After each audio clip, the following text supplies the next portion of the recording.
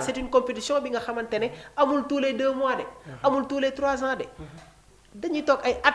laataa ñu koy organiser waat et je pense qu'aujourd'hui vu le parcours exceptionnel du Maroc lors de la Coupe du Monde 2022 l'équipe nationale du Sénégal vu suñu niveau de performance de l'équipe des joueurs je pense que vraiment mun nañu def un exploit ci Coupe du Monde bi nga xamante ne moom la ñu war a dem ci kanam incha allah. ok merci beaucoup Mamour comme ni ñu ko waxee rek bu jotee incha allah dinañ ko defee noonu.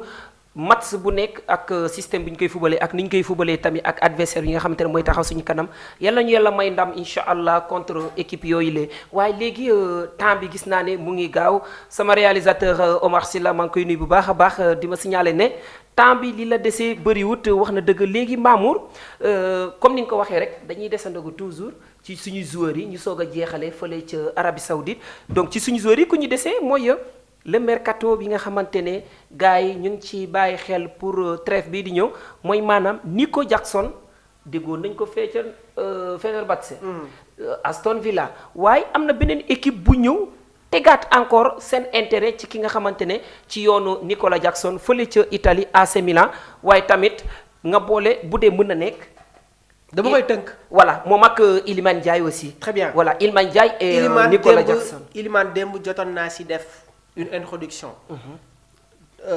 Everton dañu am un projet je commence par Iliman Everton ils ont un projet clair. sooy xool vu leur performance ils sont en train de se rapprocher de tey jii nii des compétitions européennes. Oui. Ils sont à la quête des places. yi nga xamante ne dina leen permettre ñu qualifier ñu dem disputer Europa League Conference League Ligue des Champions peut-être ça va être compliqué. te dans leurs équipes ils ont de très bons joueurs. et David Moyes dafa am li nga xamante ne moom mooy ay certitude. Omar va me dire quelque chose mais doyen baa ngi insister mënuma bañ a jël appelam alors doyen. ñu ngi lay ziar bu baax a baax doyen yaa ngi en direct sur Sport Live xam naa fan nga bëgg a waxee ñu bàyyi la rek nga avancé. maa ngi leen di ziar bu baax di nuyu César macha allah. waaye maa ngi lay delloo doyen di kontaan ci yow bu baax a baax. émission bi am na solo. macha allah merci beaucoup merci vraiment. da nga daal foo xam ne vraiment ne hasard amul quoi. exactement. mais dafa tombé net. exactement. Maour. 2002 effectivement c'était la France. oui. ouais surtout. deuxième match ñoom Danemark ak Norvège benn la. waaw c'est Scandinave ñi instant bi ñoom ñoo fay rëñee. Scandinave bi ñoom ñoo fay rëñee instant bi. oui.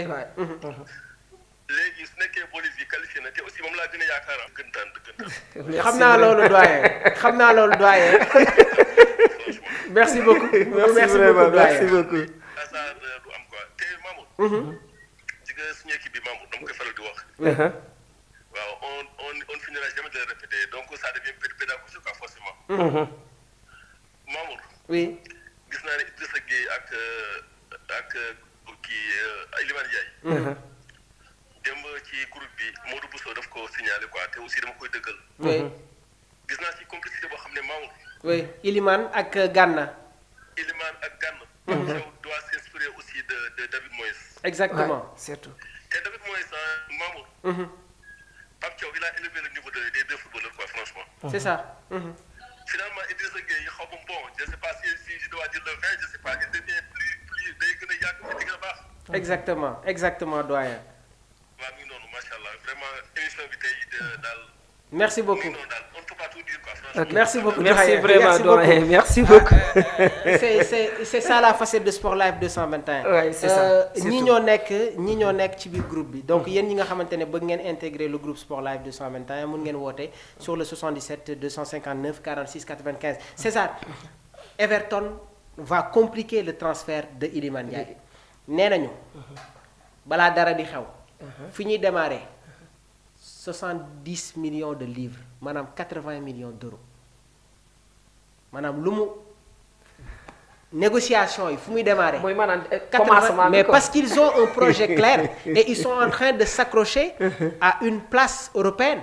surtout quand tu as Pickford, Jack O'Brien l'ancien défenseur de l'Olympique lyonnais, Tarkowski, Michael Keane,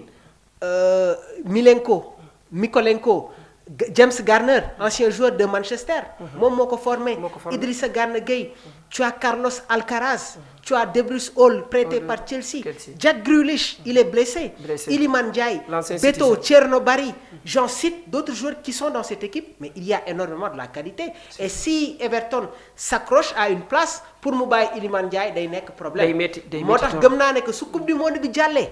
Sénégal yegg fu sori Iliman def ay performances. Sa valeur peut atteindre les 90 et 95 millions d'euros. Nicolas Jackson, son transfert tamit je pense que foofu ça va pas être un problème, mais il y a déjà de la concurrence pour Nicolas Jackson qui est pisté par le Milan AC.